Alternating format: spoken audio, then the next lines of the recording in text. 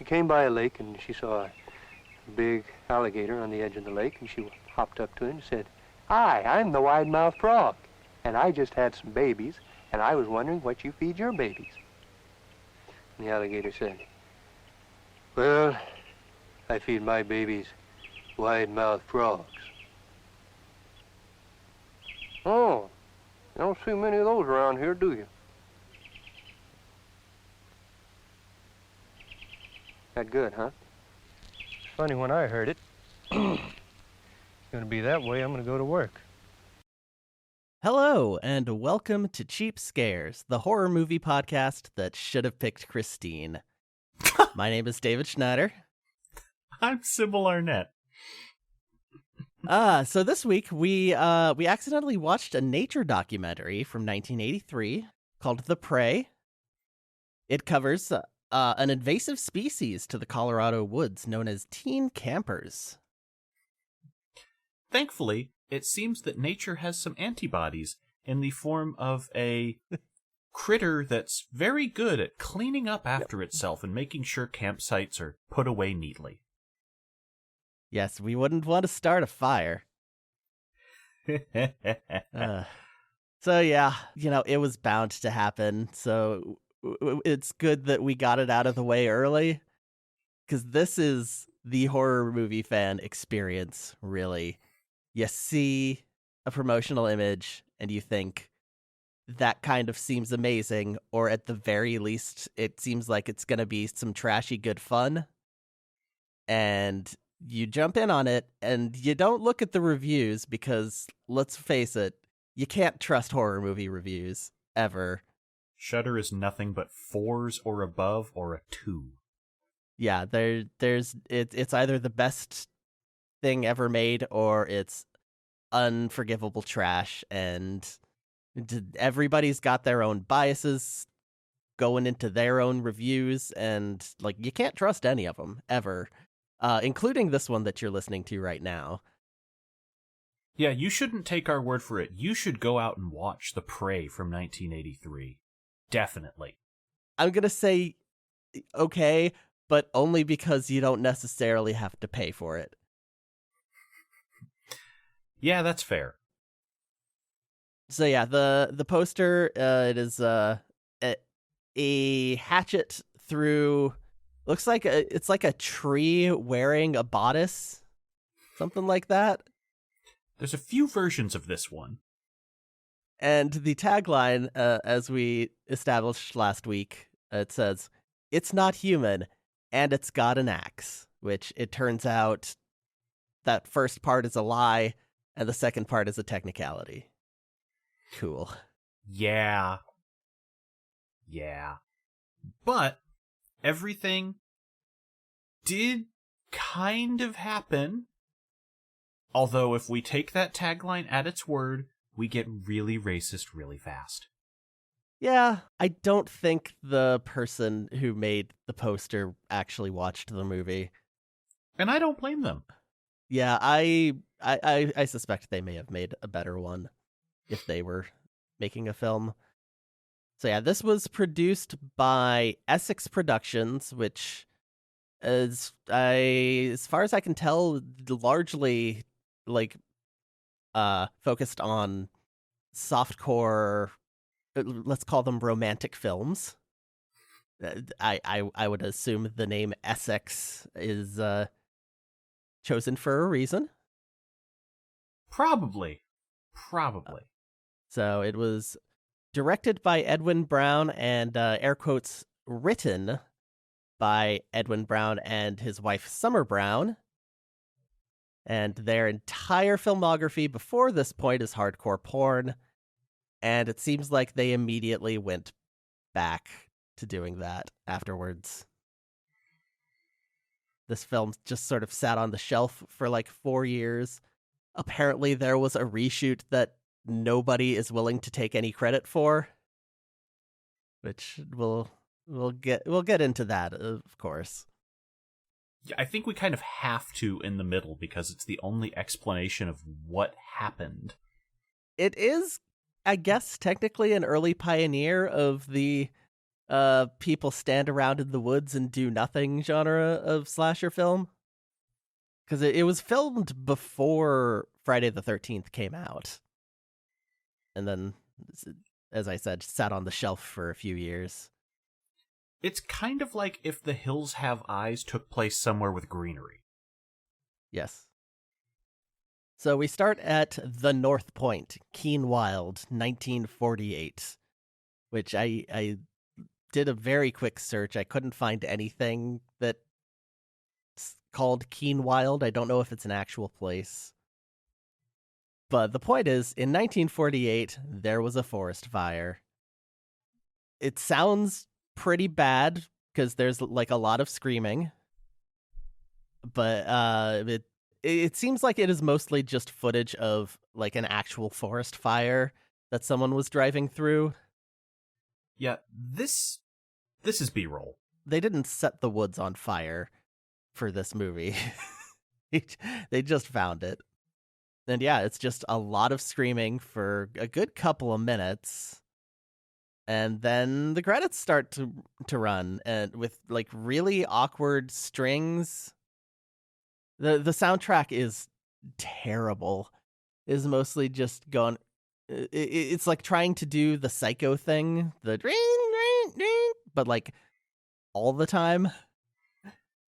So I wonder if you didn't have. Maybe it's just the fact that the source for my viewing was very, very beat up. Like, I could not read some of the details on screen at times, but I don't recall much of a score. No, yeah, it was not much, and what was there was bad. So I watched it on Tubi, and it looked all right, I thought. It was You probably got the recent remaster then. Yeah, it was remastered by Arrow Films and released in 2019 on Blu-ray. And I did very nearly pick up a copy of that because it was on a half-price sale in town at a Barnes & Noble. I'm very glad I didn't.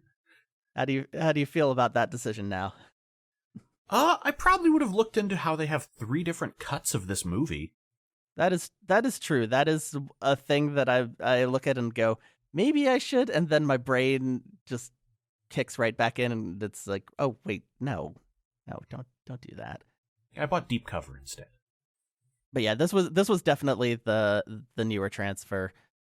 Mine looks like it was sourced from a VHS. No, the credits roll was pretty like bouncy, like really unsteady. So I thought, looking at it, it was like one of those early DVD masters that they just pulled out and reused for Blu-ray, which was good enough for a DVD, but not necessarily like good enough for a top quality Blu-ray. Yeah, and mine was not. Well, I'm sorry. I think it kind of made it more charming in places. You didn't get the true experience. Oh, yeah, no, I bet the monster probably looked a lot better. Okay, so they do show the monster. Mm-hmm. So mine also, We may have just completely watched different cuts of this movie, apparently. Well, no, I lost video after 60 minutes. Oh. So the final act I just heard is sound. But that's where all the plot happens. The last scenes I clearly got were when they start going up Suicide Peak, and then it's just all like black with occasional speckles, which let me know that okay, there's video here, it's just broken. Nice. And you paid money for it. Yep, $3 whole. Cool. So yeah, after all of this, it goes to 1980, and there's an upper middle-aged couple who is camping. Canadian as hell. Yeah, they are having a meal, and the man just says at some point, "Good chow." They chow down for like a while, everything happens really slowly. I have some time codes on when things happen, and this bit is about 3 or 4 minutes with maybe 4 lines of dialogue. Yeah. There's good chow.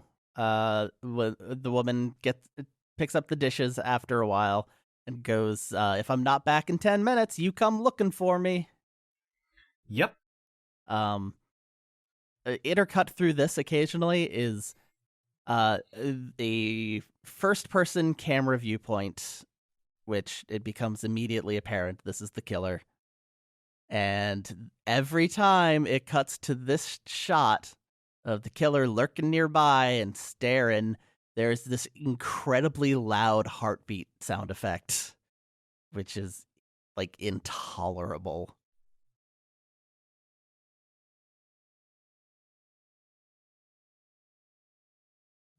I'll probably cut some of that in here just because I have the rental for another few hours and need to get my money's worth. Sure.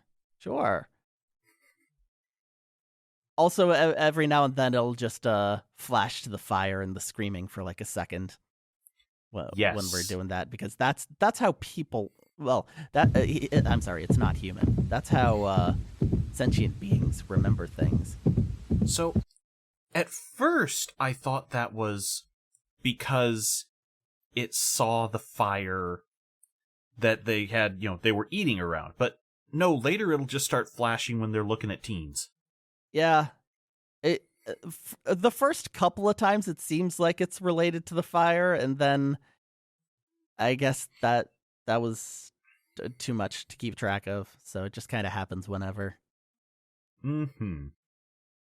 So the woman goes off. She does get a name eventually. I don't remember it. She is Mary. Mary. These are Mary and Frank. I remember Frank. Frank starts puffing on his pipe and then wanders over to the axe. And I'm like, okay, it's happening. He sharpens his axe and starts chopping logs.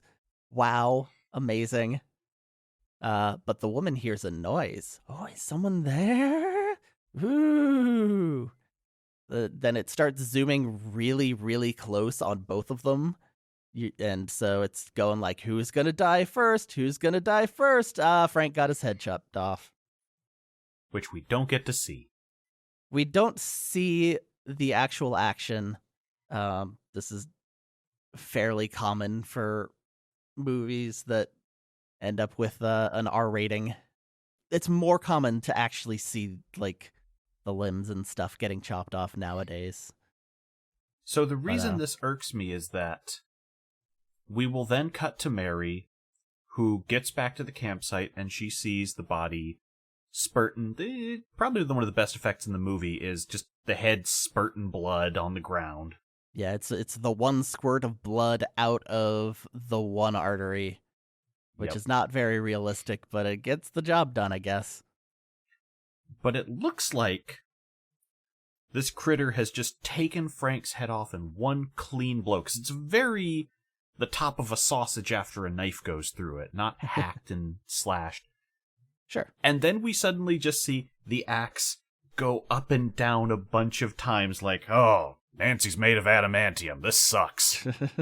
Yeah, it's just sort of a vague chopping motion. And everything's cut so that we don't see the killer, much like Friday the 13th, the later trailblazer for this genre. But like, it's always really awkward. Especially when it's just filmed where it just looks like an axe, like somebody's shaking it. I'm making a gesture and I'm realizing, oh wait, no one can see this. Darn, if only we had a video cast. A vodcast, is that what people call it? I am in no way shaving to record about the prey. Yeah, no, absolutely not. Anyway, that's the end of that. They're dead. And so it's time to enjoy nature. And oh boy, can you enjoy nature in this fucking movie. I was writing down what each one was for a while, and eventually I just had to stop because there's so much of it. It is easily, like, I'm not exaggerating, over 10 minutes of just nature shots throughout this movie. Oh, yeah. He is in no way exaggerating, because I started looking at, I'm just going to write down time codes for when interesting things happen. Around 6 minutes is when we have this couple go down, and it takes over 10. We're at 10 something before we show our cast. All we see for the next 4 minutes are wilderness B-roll, which was apparently filmed by someone on the team who ended up getting co-cinematographer credit for it. Yeah, according to Wikipedia here, it's about a 70-30 split of stock footage to stuff they filmed. Nice. And then we're just looking at a van and hearing a bunch of voiceover. Mm-hmm. And then, almost 11 minutes in, we show our cast. Yep, the van is filled with teens. They are singing a song, it's Roll Your Leg Over the Man in the Moon, which apparently is a thing where you occasionally stop everything and sing about your dick. It has some sea shanty vibes. Yeah. And it's I don't know. I guess it's fine, but after we just watched all kinds of animals just enjoying their lives, I started getting really, really worried. Mostly lizards. Yeah. So let's see. So for this first batch, let's see. A bee enjoying a flower, a spider enjoying a web. There's a really loud millipede, just zoomed way in on that millipede. Oh, yeah. There's a frog, a raccoon. We sit on that raccoon for a while. An eagle and a spider. The padding. eagle makes the weirdest noise. This movie is 79 minutes, and like it has maybe like the events of a pretty drawn out Tales of the Crypt episode, if that. In fact, if you cut all the nature footage, you could probably get this into a half-hour time slot as an anthology show with a framework. So the teens arrive. It's absolutely Colorado. You can tell because there's flags. They are such teenagers. The most teenagers I've seen in a film in quite some time. I only wrote down 3 of their names out of the 6 because that's really all that matter. I was stubborn. I was like, I'm going to figure out what all of these stupid people are called, and I did get it. It took a little bit before we got the last name. I cannot stress enough that these teens are all 30. Oh yeah. They don't explicitly say what their ages are supposed to be. So you could probably think, "Oh, they're supposed to be like 30," but like everybody just calls, well, everybody, the other 2 characters just call them kids. And they are written in a way that is very clearly supposed to be like 19 tops. Yeah, if they're in college, they're just starting. Yeah. Okay, so the teens. There's 6 of them. Mm-hmm. There is Gail. Gail is a blonde, and she's the prissy one. She's got a weird side ponytail thing that she keeps doing. She looks like she's ready to camp, but no, it turns out like as soon as they start going, it's just nonstop complaints. Cool. Yeah, she's freshly bought all of this, which leads to problems. Mm-hmm.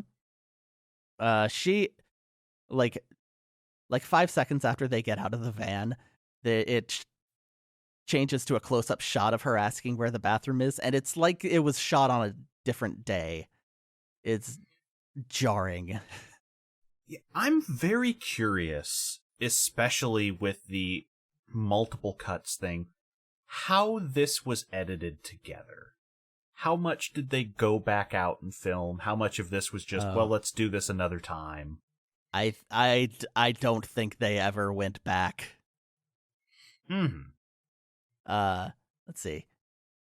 Oh yeah, so the teens, it is three young women and 3 young men. I forgot to mention. Yep. They are couples. They are all couples. Let's see. Gail is hooked up with Greg, who is he is the nerdy one. And I only remembered dressed, it because they were the 2 Gs. He is dressed in like a full Richard Simmons look. He's got the puffy hair, the short shorts. It's just that, which makes him look even older. Now, I don't know why you'd say that. I only walked out of this 50s sci-fi movie where ants got hit by radiation. Let's see. There's Bobby, who has she's the one with like shoulder length hair, and she's like the sporty one. She's actually ready to camp. Yep. Let me see.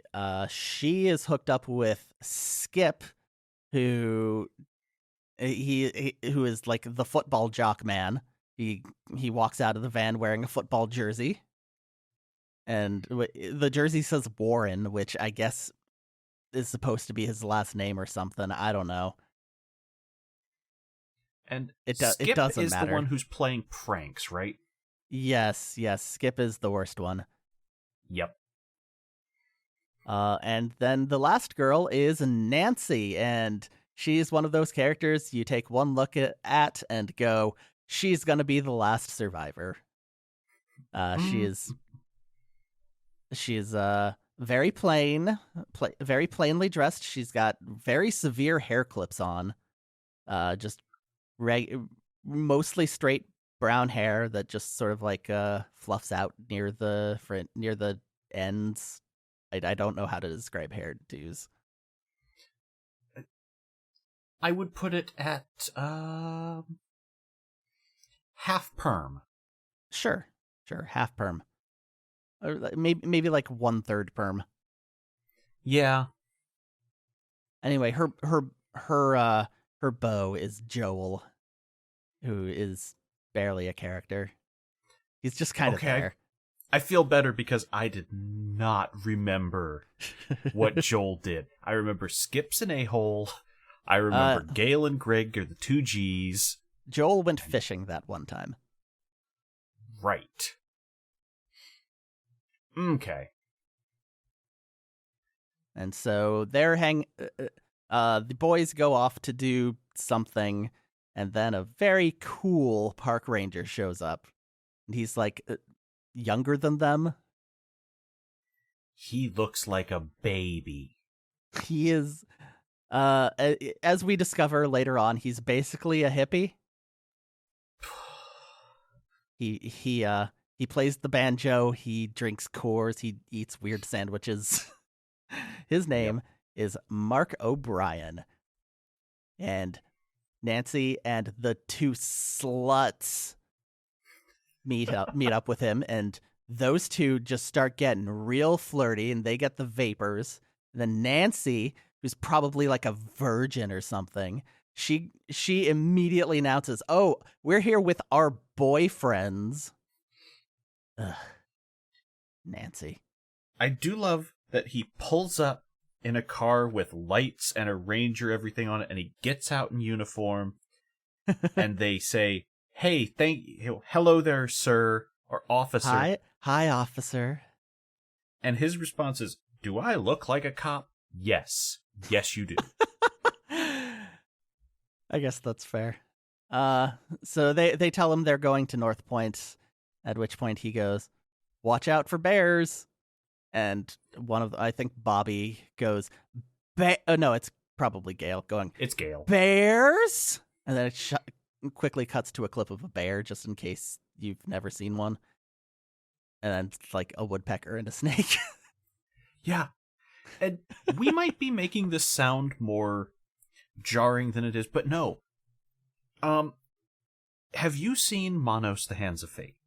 Oh yes. Yes, I have. So you know how there's the very poorly day-for-nighted animal footage in that. But that blends better than some of the rush cuts to this foot. It's like whoever was doing the editing was really proud of that nature stuff, and we need to get away from these characters with names and just show you more of the great outdoors. Every chance. We don't have a plot. We need something. Wikipedia has a description of this, which is, frankly, I'm just going to read it verbatim because it is much funnier than anything I could come up with. Mm-hmm. Edwin Brown incorporated the various footage of animals as an analogy to the relationship between predator and prey, which applies to both animals and humans. Though he conceded that some of the nature footage was added to increase the film's running time. Huh. Just some of it. I thought you were going to bring up one line that I took down from, apparently this is cited as being from one of the extras in discussion of the film. The screenplay featured little written dialogue, and much of the filming involved improvisation between the actors. And it's very clear. It shows. Oh my god. For instance, in this next section, where the teens are walking to their campsite, they're having a conversation, which, like, more than half of it just sounds like they're just going,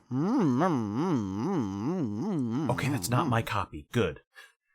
It's almost entirely inaudible, and it goes on. I don't think they did for in the ADR. so long.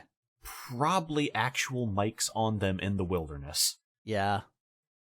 Near them. Yes. I didn't see any booms, but, it might have been blurred out. And as they go on, Gale starts getting tired and grumpy. And it's just, we watch them go for minutes. This is where we start getting the, Gale's so cruel to Greg because she's talking about how she's got all sorts of blisters, and Greg just goes, well, I told you to break in the boots before the day of. And she goes, well, that lot of good that does me now, asshole. Yeah, which is really mean. Yeah. Like, just... I mean, he was being kind of rude too, but she just escalated. Oh, yeah. And, that's all of their characterization, other than one other detail. Her blisters have blisters. I do want to make a special note of a conversation that Skip has with the boys, where he is describing to them how to have a special night with your lady. First, you play it real cool. Snuggle up to her in the old sleeping bag. And then, slip it right to her. Mm-hmm. And, every man in this film, with the possible exception of Greg, is just horn-dogging it the whole time. Yeah, they don't ever get anywhere. We do see a few boobs, though. They are ready to go. We don't see them for quite some time. This is actually like a lot less horny and sleazy than I expected, considering the source. Yeah, no, I was well, this is a whole lot less of a film than we were expecting, so that might have something to do with it. Very, very definitely. Also intercut with this at some point is we see the killer, who at this point I just started calling him Heartbeat. He is laying a rope trap, and we see his giant weird puppet hands doing it.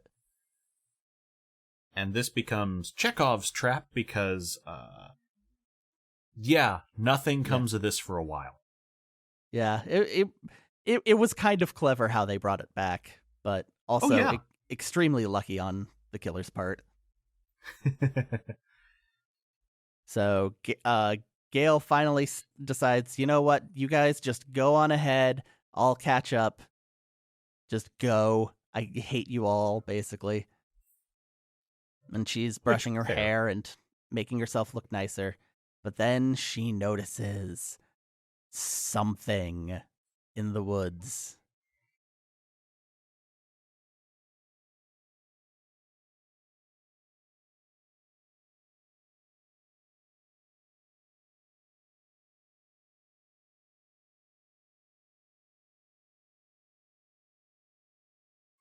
The music starts going dun dun dun dun dun dun dun dun dun. And she starts running and running and running. Someone throws birds at her at one point. Yes. Just off screen, just woof, hurls like 4 birds right into her. Props. It is on her path, so they didn't just do a weird cut here. It looks like someone hucked birds in her face. It's pretty funny. Because she lets out this scream. I think it's the only natural acting she does.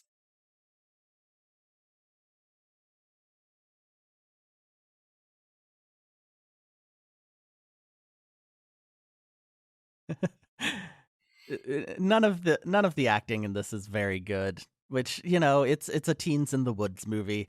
That's fine if there's a lot of things in this that would be fine if the rest of it was okay.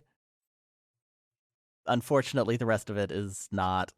No, the best part of this movie is one of the cameos. The rest of them are at camp. They're doing camp stuff. They're like collecting branches as they do at camp. Gale is very mad that those bastards didn't wait for her. And she goes, I could have been raped or killed out there. And Skip goes, oh, by what, Gaily? A horny chipmunk? What? And, you know, the horny chipmunk line did make me laugh. It's such a weird comeback. Greg is there, and Skip does say, or the one you should watch out for is Greg, because he's got like a giant dick. Down past his knees, I think is the comment. Again, knowing that all this dialogue is improvised does make me wonder why the well, okay, they ran out of film, but why there weren't a couple of retakes. Some of these lines are insane. And yeah, nobody believes her that she saw something in the woods unspecified, which is weird. Yep. Like, nothing out here could ever hurt us, I think someone says at some point. And it's just like, we literally just saw a bear, but okay. And then begins the montage. Oh my god. It's mealtime. Oh god. They are sitting around the campfire. They've got fish. They got pork and beans. Gale is doing her makeup at one point in the dark? Yep. In the dark with a mirror. This is like one of... there's very few actual scenes in the dark in this movie. Yeah, which is why that one's so jarring. I assume they just couldn't afford to light it safely enough, so they just filmed most everything during the day. Yeah, these guys don't have a camera. Or a generator. Let's see. Nancy cooked the fish. That's an important detail. And the entire time they are eating, they are chatting. Animals are nearby. We get to see all kinds of animals, like a centipede, a tarantula, a snake. Actually, the entire snake. We watch the entire snake go from like one end of the log to the other. And I just want to ask, what time do you think we're at in the film at this point? I did look, and I saw that it was like well over 5 minutes that we were on this one part. Go ahead. We are at 25 minutes, and at 30 is when they finally break from this scene. But there's very little dialogue. I also rather enjoyed the a lengthy shot of a snake eating a rat, swallowing it. Yep. They start telling stories, and like 2 of their stories are about how they couldn't open doors because of like water pressure, which is weird. A couple of them are looking at the sky, and like I think that's Nancy and Joel, and she's just like, "Oh yeah, what's that constellation? What's that one? Oh, what about that one, smart guy?" Then Greg, the nerd, the disgusting nerd, interrupts this pleasant meal because he knows about the Pleiades. Ugh, fuck him. And he tries to save it because he's telling like, oh yeah, and here's the mythological origin of that, and these 2 were lovers together, and He's like answering questions and delivering like somewhat interesting knowledge, and they just start laughing at him. yeah, everyone's looking at him like all that's coming out of his mouth are fart sounds. So this is the point where the alternate cut really takes a turn, from what I can gather. Well, let's describe what the alternate cut replaced, which is the tail of the monkey's paw. Yes. It's an old soldier gave a monkey's paw to his old war buddy, and they wished for $50,000, even though they're in England. But the paw moved, and it's something. It just kind of cuts away, and it cuts back, and we've just slam cut into the zombie son part. Yep. Except he changed the ending. Yes. Or at least this is never one I've heard before. It sounds like a punchline, and it makes no sense. Then what was the third wish? Well, he just wanted a good night's sleep. This is very funny and very clever. Yeah. So, that Skip story. Skip tells a very different tale in the longer cut of this movie, which adds 20-something minute flashback, from what we gather. Yeah, I should stress that it seems like no single person involved in the original film was involved in these reshoots. Yeah, it's an entirely different cast, and it fleshes out. In the film, there is one brief conversation from a cameo by Uncle Fester explaining the monster's plot. And that's not me being sarcastic. It's literally Jackie Coogan, who was Uncle Fester on the Addams Family TV show. Yes, I believe he died shortly after this movie came out, unfortunately. He is like the best thing in this movie by a mile. I marked out when we just cut to him out of nowhere. Yeah, I didn't recognize him, but he's a delight. We'll get there, but so Skip starts telling a story, and apparently they removed nature footage to get more of this in. No, and it's good. A bunch of sex scenes, and then that fire we saw at the start of the movie is discovered to be arson because some guy was mad that a bunch of cavemen who are also Romany are, like, one of them might have slept with his wife, so he burns the forest down to try and kill them. And this is why the monster is puppety. Yes, he was a burn victim, and you know that when you become a burn victim, your hands get rubber and giant, and we do see it later. It does not look even a little bit like a burn victim. Yeah, I only saw the hands, so my version didn't have the actual guy. I'll get you a screenshot or something later. Please do. Or I'll look it up. It's terrible. It looks awful, and it's just like in broad daylight. Ooh, no. So yeah, the whole thing, they say gypsy the whole time, because, Yeah, I was going to be more tasteful. But in the original cut, it's not too bad. Like, it's just sort of like there as an aside for explaining like why there were so many people there that died in the fire. Mm-hmm. It's just shorthand for there's sure a lot of them, huh? Yep. Which not great, but I can only imagine this 23 minutes of fucking and killing does not help. I do like that they apparently, to keep it from being obvious that it is an entirely different person, just dub over the whole character so the voice matches. It's great. Anyhow, we're back in the movie, and at 30 minutes, everyone gets up to have a piss party. Yes. Three of them. Bobby stands up. She needs to pee, and she like looks for volunteers. No, sorry, this isn't a bathroom. We can't go with you. It's the code. Well, Skip and Joel decide to come along, and she's like, "Okay, let's go." So those two just like piss on a tree together. And a little bit on each other, because one of them hits the other in the middle. Yeah, it starts getting real golden a little bit. One of them says, the pause that refreshes, which, what? I feel like in a movie that was not starved for content, you would just have them say, "Hey, I need to pee," and then you would not film it. Yeah.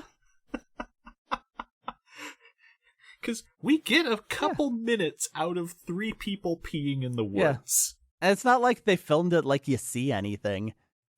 No, it's just a bunch of standing around, but that's clearly what's supposed to be happening, up to and including, "Hey, watch where you're aiming."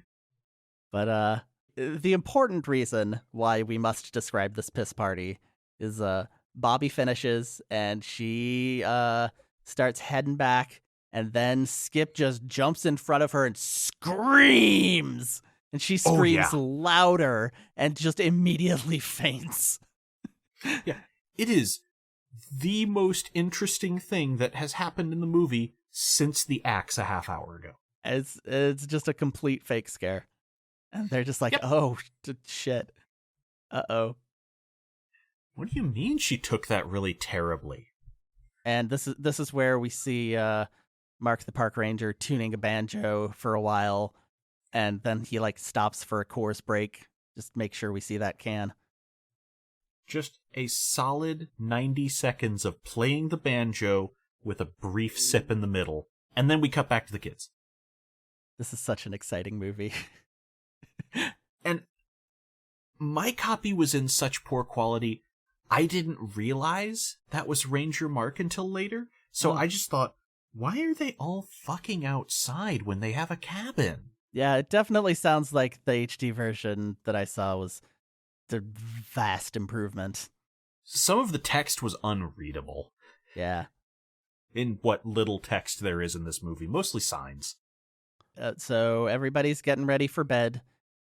Nobody is slipping it right to anybody. This is where we establish that Gale is with Greg because he is, quote, worth $50 million. What? Yep. Why? Oh, poor Greg. When his dad's gone, all that money's his.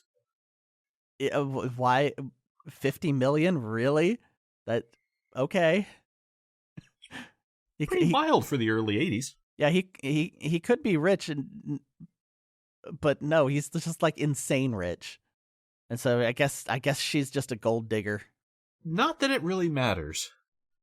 So at this point, we see Nancy and Joel have that brief chat.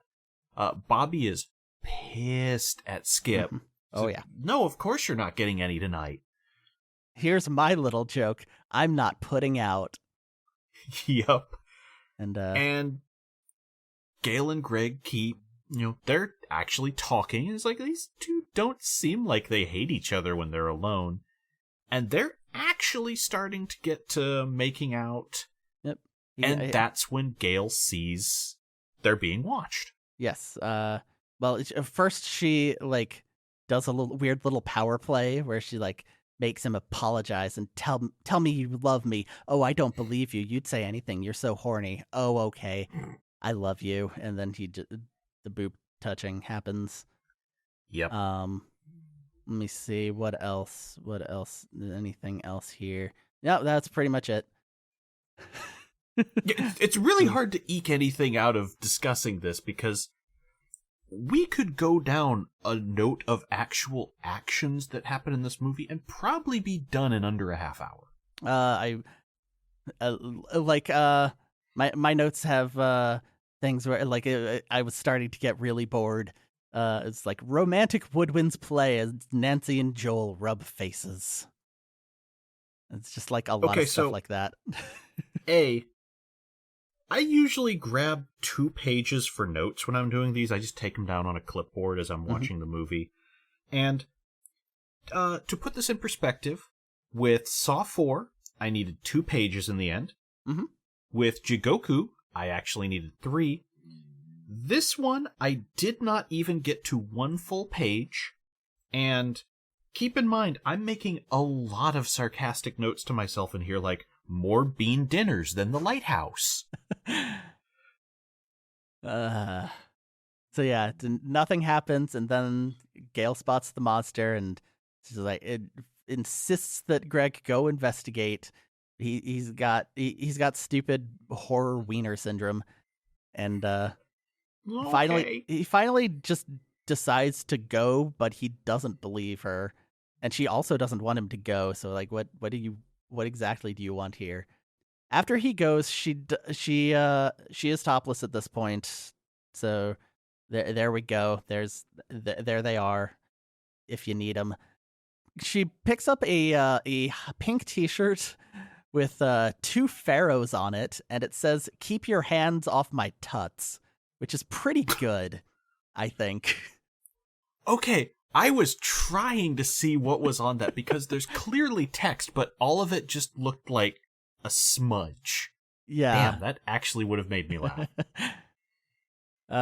But then after that is probably the single sleaziest shot in the whole movie. So. Oh, you mean her being strangled to death with her panties out?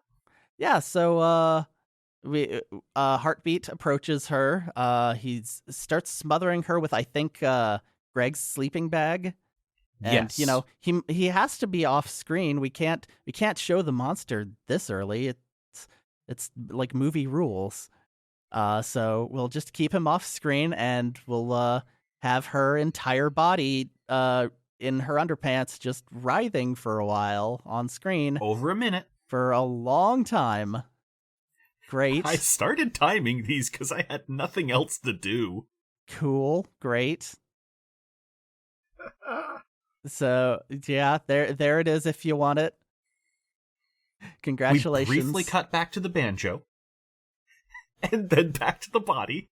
This movie could have been a lot worse. There could have been a lot more of that. Yeah. And I think that's this scene in the dark between Gale and Greg is the only overtly horny content. Yeah, they do go swimming later, which is a little horny, but it's nowhere near as much so.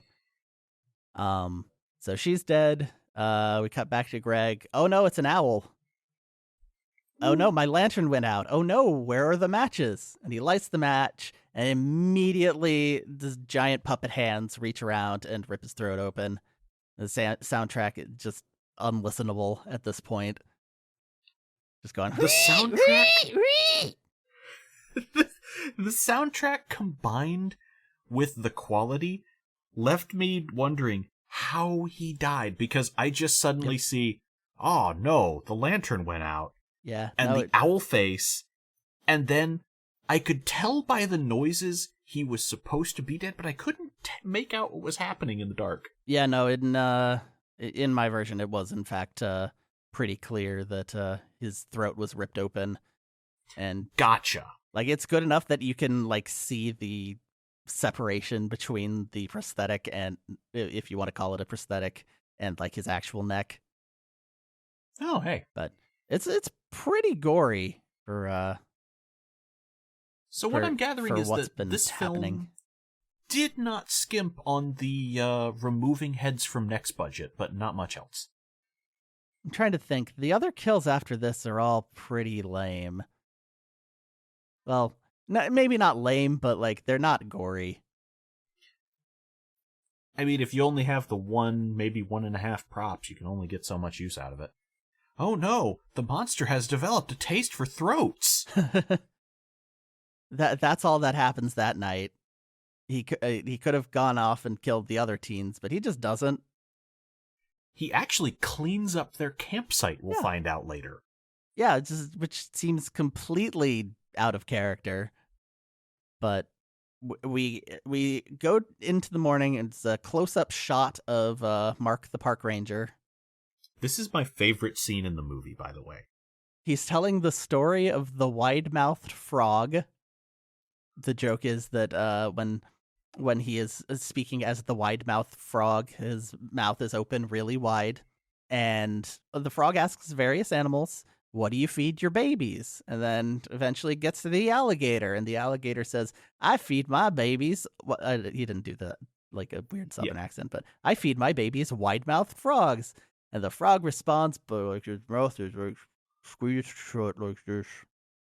It's very funny. And he's telling us to a baby deer that he's just like holding. That's the part that killed me, because we're keeping this tight shot, and eventually, after he tells that last bit, we suddenly see he's got a deer licking in his hand, and he just goes, "Well, I don't know, that killed the first time I heard it." He holds a conversation with this deer for another 30 seconds. Like, we don't see what the deer is eating, so it seems like we're just supposed to think the deer is just hanging out on its own accord, I think. But, like, it's obviously, like, going for that hand. Like, after he steps away, it's just like, no more. Gimme. It doesn't care about the wide-mouthed frog at all. Yeah, that just... And he's like, "Oh, well, I guess I better go get to work." Yep. Then we cut to our teens. Yes, they wake up. They have discovered that Greg and Gail went off somewhere with all of their stuff. And then it's time for a brand new character. It's the Forest Service's very own Lester Tile. And Jackie Coogan is just shown sitting in the middle of a desk. And he's just chilling, looking at some photos. And I admit, I saw him and I'm like, it's Fester! And I have been on a bit of an Addams Family kick lately, so this just really got me going. Gotcha. And they zoom in, he's really leaning into the, I'm still bald, and just doing the whole thing. Yeah, I never really was much for the original, for that show, so I did not immediately recognize him. I was more of a fan of the 90s movies. Neither are bad. The 90s movies are very good, I think. Oh yeah, no, I'm saying I think they're all quite good. But yes, we know his name is Lester Tile because it just sort of lingers on his like nameplate for a long time. I didn't actually know his name was Tile until he said it, because I saw Lester Tull. Lester Tull? Well, he needs more woodwinds. So he gets a call from the Dover Police Department. It's Sergeant Parsons, who only exists in this scene. Sir not appearing in this film. We found a guy who would take $20. Yep. So he's calling about the older couple that got killed in the opening, and they're missing now. And Lester says he'll send a ranger out to investigate. And we see his notes, and he has atrocious handwriting, just by the way. And then we cut back to the teens who were running around yelling for Greg and Gail, and there's more nature shots. I noted a particularly sinister shot of an iguana. Mm-hmm. Can I just mention, while the cops are calling about this, he's calling about a missing persons case. They vanished 3 weeks ago, and only now is anyone starting to go, maybe we should look up on that mountain. Yeah, well, they did say that, like, school had just started and they didn't show up for their jobs, Gotcha. And that was when people noticed, so they kind of explained it. I Let's feel see. like, and maybe it's just me, if my teachers vanished during the summer, they probably had people who, like, talk to them. This just paints a depressing picture of the Sylvesters. I would assume that, like, there's, like, a week of prep or something before the school year starts. Mm-hmm. Where they could, like notice, hey, the Sylvesters didn't show up. Nobody's going to be teaching Class 4A. That's a problem. Do we have substitutes? This is Colorado. That's not what their accent said. This is absolutely, definitely, really Colorado. Not North California. Anyway, the teens hold a vote, and Nancy gets bullied into staying instead of canceling the trip. So they just leave a note. There's a quick shot of Nancy stopping and going, "Please let them be okay," out loud.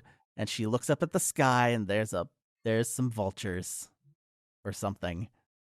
And we snap cut to the critter dragging Gail's body, leaving a trail. Yep. There's a scene with Lester and Mark in the ranger station, which is like the closest this thing comes to having a personality, so it was probably improv. Yeah. Lester brought sandwiches. It's a cute, like, cucumber and cream cheese on oatmeal bread. And Lester is just, like, disgusted at this hippie shit. Eventually, the scene itself doesn't matter. It's like, we decide to send Mark to go investigate. But as it goes on, Lester gives in. He tries a sandwich. He never says that he likes it. And then he's just sort of, like, assumes control over the sandwiches as the scene goes on. It's actually pretty funny. I do. Like, you finish that sandwich? Yeah. And then he tells Coogan is the only person who can improv well, and I think this whole bit was him. He tells the story of the fire, which kills Mark's appetite, so he can take all of the sandwiches. And yeah, there's nothing new there that we haven't already discussed from the extended cut. It's very brief here. It is 2, maybe 3 sentences, giving you context for the pre-credits. Yep. And so Mark's gonna go check it out, and he grabs a gun. Lester suggests that he take the 30-06, which I had to look up because I'm not a gun guy. It is the 30-06 Springfield cartridge, also known as 7.62 by 63 millimeter, which is what all the good guns in Fallout carry. Nice. And so he doesn't take that. He takes the sissy baby tranquilizer gun for losers. And I think the final line Lester says in the film is, "No way I trust those little darts. You're a braver man than I am." Oh, that totally doesn't come back to fucking. Yeah. I mean, I would think bear tranquilizers would probably be a good idea, but, you know, whatever. Yeah. Of course he should have taken the real gun instead of this hippie shit. The padding just kind of continues for a while. The teens find a swimming hole. They go swimming. They splashing around and having a good old, like, middlingly horny time. Yep. Mark finds the note and goes to follow the directions so that he can be there at the end of the film. And it's around here is where the guys and the gals split off, right? Yes, the guys go off to go rappelling, it turns out. Mm-hmm. And the girls are, like, a little bit concerned because they're idiots. But they promise they're not going to hurt themselves, so of course they are. And then the girls, like, go back and go, like, change back into their swimsuits. Just chilling along the river. Yeah, they go sunning. And the rappelling begins. And it's around here that I lose video.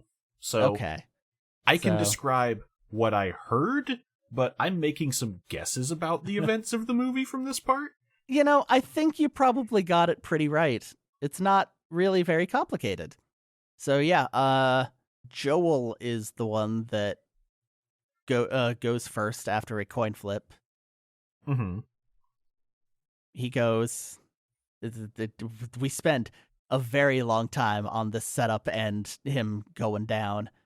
But Just clink, clink, clink, clink, a lot of weird Foley. But Mark the park ranger has found the trail that earlier there was a shot of the killer dragging Gail's body along in a net along the ground in like a very clear line. And Mark finds that and follows it. And as he goes, he sees some vultures hanging out, eating some meat, just doing their thing. And the score works up to a sting. They're standing on some like a very light pile of twigs. He moves them, and oh my god, it's Gail. And we get, just in case you don't recognize her, there's a flashback to her saying, "Hi, I'm Gail." This makes that scene so much funnier because all I heard was the voice clip, and I was like, what? Did she live? Nope. Was she unconscious? Okay. Nope, super dead. All right. And okay, this part you probably should have seen. The sirens are blaring on the soundtrack, and Mark just starts glaring at the vultures like it's their fault, and he pulls out his gun and points it at them, and then he remembers he took the like stupid pussy dart gun, and so he can't murder the vultures, and so he's just really upset. Wow, that's wild. I'm editorializing on this dart gun, but they do insist that it is stupid and bad. But yeah, I mean, he points his gun at them. He was gonna shoot the vultures for existing. Look, there's a reason Mark dresses like a cop, but isn't on the force. I guess. I'm just saying. And then we get like things are picking up, by which I mean like something's happening at all. And we're 60 to 65 minutes in at this point. Yeah, we're very close to the end. The heartbeat killer shows up at the top of the rock, like wide open, but nobody sees him. And he walks up to Skip, and I'm like, oh, he's gonna push him off. No. No, he just like picks him up and snaps his neck and just like leaves him there. Like, I heard these kills, but I didn't think this could get funnier. I was promised axe stuff. They had 1 axe kill, 1.5 if you count whatever happened to the wife. So technically, you can't sue them for false advertising. Yeah, like I said, it is a technicality. I wish the person who made the poster had made this movie. So Yeah, I was really excited. He then goes and Joel is still repelling, and so the killer grabs the rope and just starts like shaking it around a little bit, very sinisterly. Then he just like pulls out a knife and cuts it. And yeah, he falls. You know what my favorite part of this is, thinking it through? When he's just shaking the rope, Joel's final thought is not, oh no, a monster, it's, God damn it, Skip. I do think he yells, hey, what are you doing? Or something. Joel goes to hell thinking that Skip is playing a prank on him. It's a fun prank. So he screams as he falls, and the remaining characters notice and go to investigate. The girls get there first, and they actually have like a somewhat realistic, like quiet panic. Because they just find the body first, right? Yeah, they find the body and they're freaking out, but it's not like I don't know, like Texas Chainsaw Massacre, 20 minutes of screams. Yeah, they're just like, oh my god, oh my god, oh my god. Bobby goes to vomit, and Nancy takes charge at this point because the killer is here. She's like, okay, Bobby, let's go. We're gonna get out of here. I'm gonna save you at least. And she's Yes. like, she's just the full power protagonist at this point. Gals doing it for themselves. Sure. So they run, and this is where I realize, oh yeah, there's like no night shots in this movie. This is probably happening in midday because it would be really unsafe. So, please tell me what happens to Bobby, because the sound was sure something. Yeah, that's another thing you should definitely check out. So after they're running for a while, there's like a really long slow-mo shot. Mm-hmm. And Nancy's just yelling, "We have to run, damn it!" And that's when Bobby trips on that rope trap from earlier in the movie. Okay, there was a sound effect that made me think that's what happened, but So I could not tell. So she trips on it and transforms into a dummy, and goes flying into a rock with like a gentle splat. Wow. Okay. And okay. At this point, I guess 4 of your best friends are dead. Is still And like Skip. okay, but I'm counting him, I guess. But Okay. like 4 of them is fine. Nancy can still go. She can still do this and survive. 5 is, I guess, like a buffer overflow, and so she just soft locks for the rest of the movie. Oh. She just kind of leans up against a tree, quivering for like the entire rest of it. It's just a complete 180. That sucks. Yeah. I wondered why she went silent. I thought it killed them both. Nope. Oh no. Okay. Oh no, it's worse. Oh no. Oh, I think you just recontextualized the final scene for me. Yeah. Oh no. Okay, so at this point, Mark the park ranger shows up, and he shoots the killer with the tranquilizer, and we finally get like a really good look at this stupid rubber head that doesn't look at all like a burn victim. It's terrible. Yeah, I'll look up a picture. It's just like generic mutant crap. He does an action roll at one point, just sort of like gently rolling into the guy's legs to topple him. Grabs a branch, beats him in the face, and then the killer just like stops moving, and he's like, "Oh well, I guess we're done here." So he immediately turns his back to go check on Nancy, and so of course he dies. Just the killer immediately gets back up and strangles him. He strangles him really hard, and like blood spurts out of his mouth. Ooh. Which okay. Yeah, okay. Nancy's screaming, "No, no, no, no." And finally the killer comes up, and he gets very close and just sort of reaches over and touches her sides. And then it starts cutting back to nature footage. It's fall, it's winter, it's spring. And then we settle on a shot of a cave, and we hear the sound of a baby crying. Okay. The end. So, wow. Okay. I took this ending as the killer just murders everyone, and then the score does something, and then we hear the baby, and I thought it was just like, oh yeah, the child who was left in the woods. Nope. Nope. Wow. Nope. That's okay. Okay. I guess the multiple people looking for the missing people in the woods, I guess they just stopped doing that in the preceding 9 months. Like, the killer does not seem very smart. Like, they should have caught him by this point. Oh, yeah.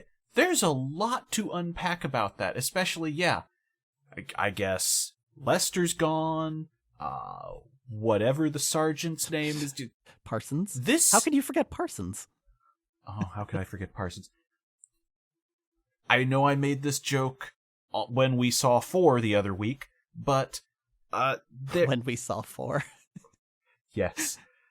I know I made that joke then, but this would be a true crime story these days. Someone would look up 18 people vanished in the mountains, and then came the child who wandered into town. What was the story that happened in Keen Wild? Ghost Adventures would go to investigate. Definitely. Yeah. So yeah, I don't know.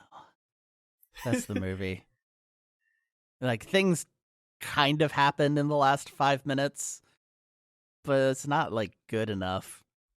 It's real glacial. Again, this is an 80 minutes, and that's just with everything coming to a halt at the end and some very padded opening sequences. So much nature footage. Like, it's insane.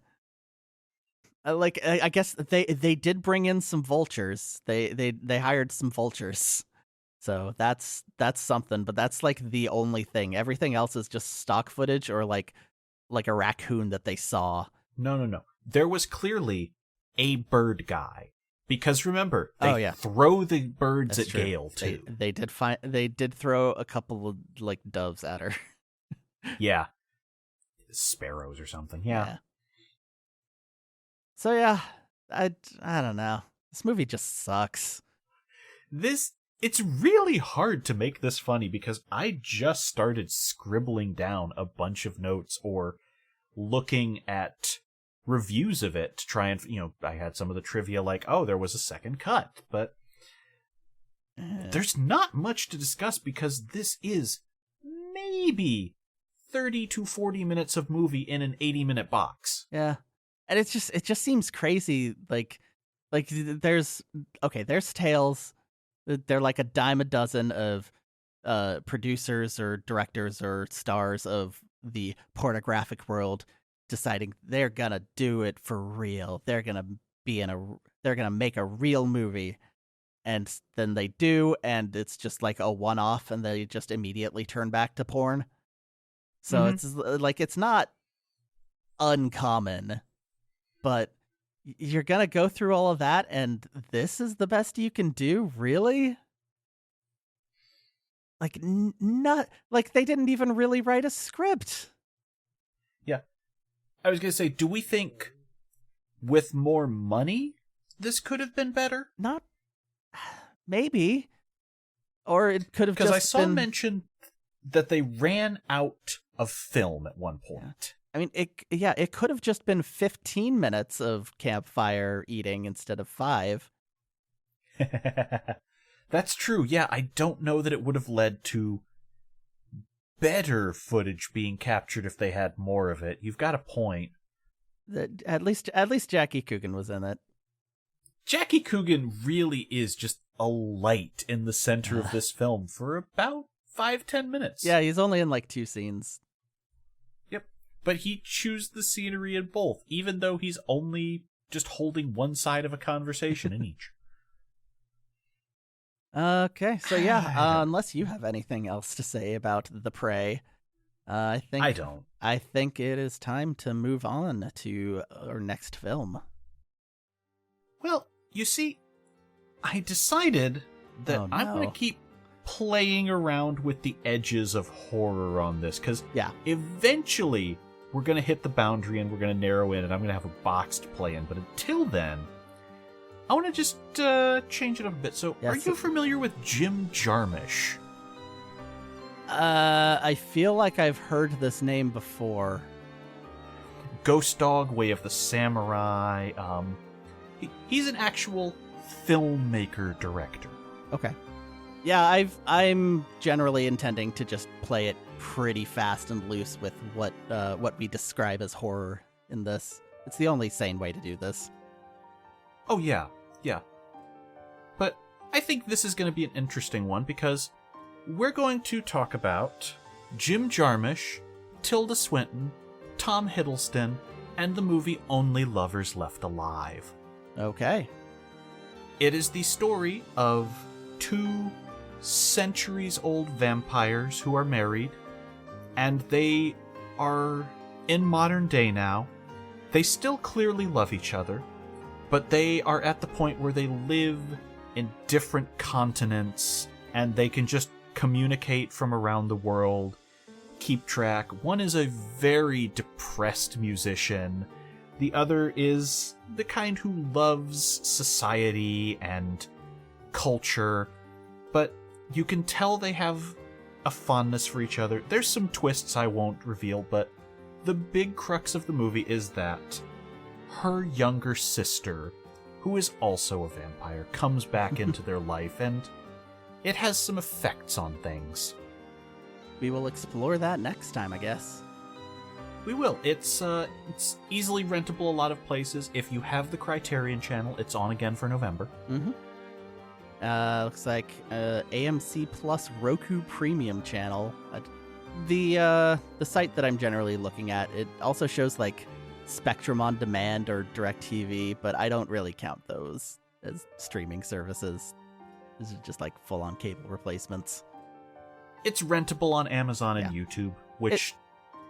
It is fairly recent, so it's out there. All right. Yeah, we'll do that next time, and probably less footage of animals. There's going to be a little, but I think you're going to find you have a little more to discuss with this film. Okay. Well, thank you for listening. Since we recorded last, we did finally launch this thing. So if you want to interact and just like let us know what you think, I have an email set up. It is a cheapscarescast, one word, @gmail.com. And Twitter, it is @cheapscares, again, just one word.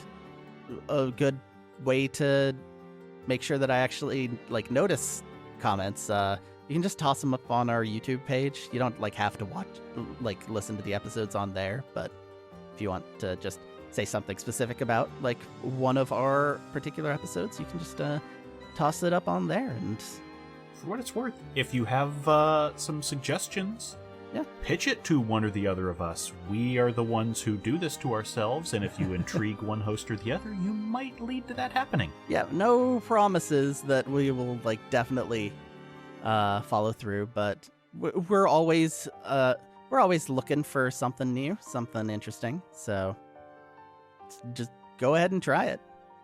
I totally wasn't arguing with myself over what to suggest next time until a little before an hour before we recorded. Yeah. That unfortunately, that's also how we ended up with the Prey. I think I'm going to start making a list and just keeping some in my back pocket. I have a better idea for my next one, but we will get there. Yep. So yeah, thank you. Goodbye. See ya.